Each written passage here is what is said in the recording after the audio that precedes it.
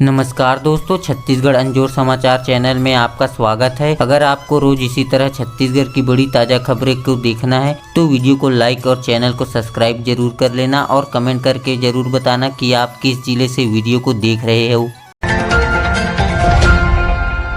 कोरबा में मसीही समाज की रैली, धर्म के प्रचार प्रसार को बताया मौलिक अधिकार, प्रशासन को सौंपा ज्ञापन। कोरबा में बुधवार को मसीही समाज के अनुयायियों ने एक बड़ी रैली का आयोजन किया। समाज के लोग बड़ी तादाद में इकट्ठे हुए, जिन्होंने रैली निकालकर प्रशासन के नाम पर ज्ञापन सौंपा।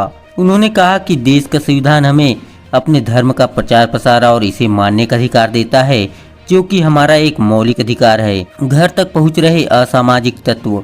समाज ने कहा कि कुछ असामाजिक तत्व के लोग लगातार हमें परेशान कर रहे हैं। छोटी सी प्रार्थना भी जब हम करते हैं तब वह धर्मांतरण का आरोप लगाकर हमारे घर और चर्च तक पहुंच रहे हैं। घर में बर्थडे, सालगिरह या कोई भी छोटा धार्मिक आयोजन भी नहीं कर पा रहे हैं। ज्ञापन में संविधान के अनुच्छेद 25 का जिक्र किया गया है। इसके मुताबिक अपने धर्म का पालन करना मौलिक अधिकार है। धमतरी नगर निगम में डीजल घोटाला, कांग्रेस का हल्ला बोल, जल्द जांच की मांग। नगर निगम धमतरी एक बार फिर सुर्खियों में है। वजह है डीजल घोटाले का आरोप। कांग्रेस की कार्यकर्ताओं और कांग्रेस पार्षदों ने धमतरी नगर निगम में डीजल घोटाले का आरोप लगाया। इस मुद्दे पर जांच नहीं होने के कारण आरोप लगाते हुए कांग्रेस नेताओं ने विरोध प्रदर्शन किया।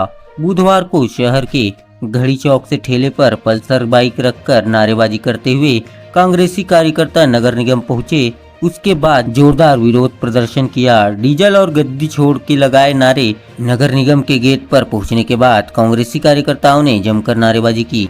कांग्रेस नेताओं और कार्यकर्ताओं ने डीजल चोर, गद्दी छोड़ के नारे लगाए। इस दौरान पुलिस के साथ कांग्रेस नेताओं की जमकर झूमाझटकी देखने को मिली।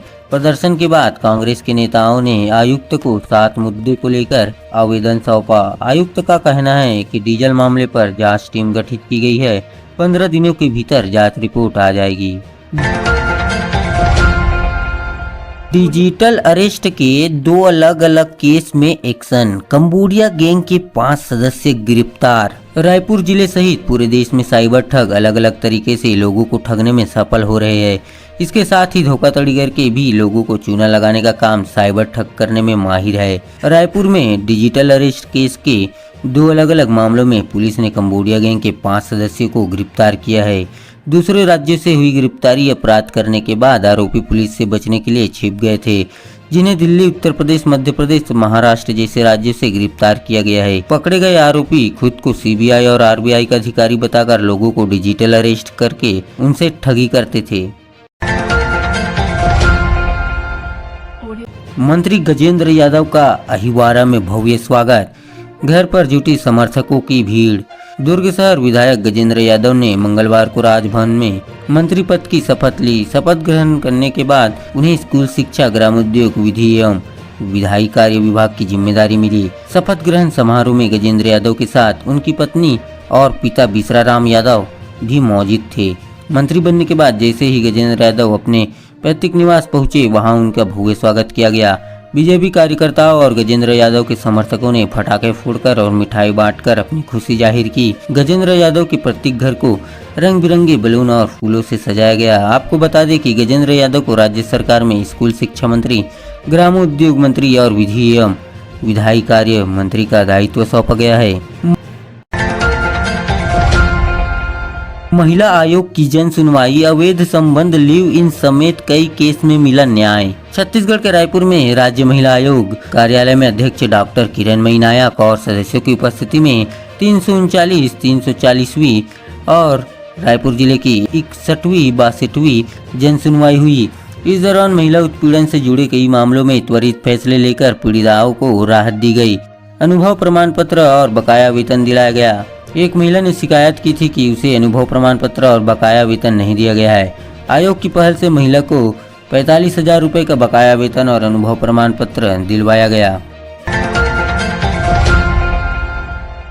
बस्तर में तेज हुआ एंट्री नक्सल ऑपरेशन। बीजापुर और सुकमा में 6 नक्सली गिरफ्तार, 5 पर था लाखों का इनाम। छत्तीसगढ़ में मार्च 2026 तक नक्सलवाद के खात्मे को लेकर तेजी से काम हो रहा है। पूरे बस्तर संभाग सहित अन्य नक्सल प्रभावित जिलों में सुरक्षा बलों का एंटी नक्सल ऑपरेशन तेज गति से चल रहा है। बुधवार को सुरक्षा बलों को बीजापुर और सुकमा में अहम कामयाबी हाथ लगी है। बीजापुर पुलिस और डीआरजी के जवानों ने लंबे समय से माओवादी संगठन में सक्रिय 5 नक्सलियों को गिरफ्तार किया गया है। आदिवासी युवतियों से बदसलूकी का मामला पहुंचा, महिला आयोग दूसरे पक्ष, नदारद पुलिस की ली जाएगी मदद। रायपुर छत्तीसगढ़ का बहुचर्चित ननरिस्ट मामला एक बार फिर सुर्खियों में है। मानव तस्करी और धर्मांतरण जैसे गंभीर आरोपों से जुड़े इस प्रकरण की सुनवाई राज्य महिला आयोग में रखी गई थी। सुनवाई में तीनों आदिवासी पीड़ित लड़कियां व्यक्तिगत रूप से आयोग के सामने पेश हुई, लेकिन दूसरा पक्ष पूरी तरह नदारद था। पुलिस होगी प्रक्रिया में शामिल।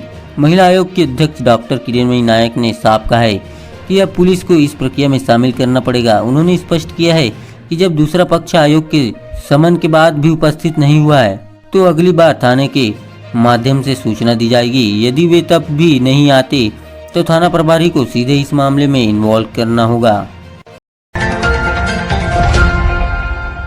रायपुर का मंगल भवन मरीजों का बना सहारा। न्यूनतम शुल्क पर रहना, खाना और फिजियोथेरेपी भी हो गई। राजधानी रायपुर में मंगल भवन धर्मशाला मरीजों के साथ उनके अटेंडर के रहने का सहारा बन गई है। मेकाहारा और डीकेएस हॉस्पिटल में आने वाले गरीब असहाय मरीजों को अब भटकना नहीं पड़ता। मंगल भवन धर्मशाला की स्थापना साल 2012 में की गई थी। यहाँ न्यूनतम दर में न सिर्फ रुकने बल्कि खाने भी सुविधा मिल रही है। महज 100 रुपए में सर्व सुविधा युक्त भवन मंगल भवन धर्मशाला 3 मंजिला है, जिसमें मरीज के साथ ही अटेंडर के रुकने के लिए सर्व सुविधा युक्त जगह बन गई है। यहाँ 2 टाइम नाश्ता, 2 टाइम खाना और रहना, इन सब के लिए महज 100 रुपए एक दिन के लिए लिए जाते हैं। साथ ही साफ सफाई का भी पूरा ख्याल रखा गया है। शराब घोटाले में चैतन्य बघेल को नहीं मिली राहत। अदालत ने 5 दिनों की ईडी रिमांड पर भेजा। छत्तीसगढ़ के पूर्व सीएम भूपेश बघेल के बेटे चैतन्य बघेल को रायपुर की कोर्ट ने 5 दिनों तक ईडी रिमांड पर भेज दिया। सोमवार को इस केस में अदालत ने दोनों पक्षों के आवेदन को सुना था। उसके बाद फैसला सुरक्षित रख लिया। मंगलवार को चैतन्य बघेल की रिमांड को लेकर एक बार फिर कोर्ट में दोनों पक्षों के बीच बहस हुई। चैतन्य बघेल और बचाव पक्ष के वकील फैजल रिजवी ने इस दौरान ईडी की रिमांड का विरोध किया। दोनों पक्षों की दलील सुनने के बाद अदालत ने चैतन्य बघेल को 5 दिन की ईडी रिमांड पर भेज दिया। वोट चोरी से बदले जा रहे चुनाव परिणाम, यहाँ भी हुई इस तरह की घटनाएं। पूर्व प्रधानमंत्री स्वर्गीय राजीव गांधी की 81वीं जयंती पर नेता प्रतिपक्ष चरणदास महंत ने स्वर्गीय राजीव गांधी को श्रद्धांजलि अर्पित की। टीपी नगर स्थित प्रियदर्शनी इंदिरा गांधी स्टेडियम के अंदर बने राजीव ऑडिटोरियम के सामने राजीव गांधी की प्रतिमा पर कांग्रेसियों ने माला अर्पण किया। इस दौरान छत्तीसगढ़ के विधानसभा में नेता प्रतिपक्ष डॉक्टर चरणदास महंत ने कुछ संस्मरण सुनाए। इस दौरान चरणदास महंत ने वोट चोरी को लेकर भी हमला बोला। राहुल गांधी के वोट चोरी कैंपेन को लेकर महंत ने स्थानीय और छत्तीसगढ़ के चुनाव आयोग को भी लपेट में ले लिया। उन्होंने कहा कि राहुल जी ने देश के सामने जो एक वास्तविक घटना को रखा है, इस देश में वोट चोरी के नाम से चुनाव के परिणाम बदले जा रहे हैं। उन परिणाम के बदलने से देश की नेतृत्व को फर्क पड़ रहा है। देश में ऐसे व्यक्ति भी चुनाव कर जा रहे हैं जिन्हें मतदाताओं ने नहीं चुना है, जिनको वोट नहीं दिया गया है। ऐसे लोग आज वोट चोरी करके सांसद बने हैं, प्रधानमंत्री बने हैं, मंत्री बने हैं। यह मैं भी जानता हूँ कि यह बिल्कुल सही घटना है। धन्यवाद।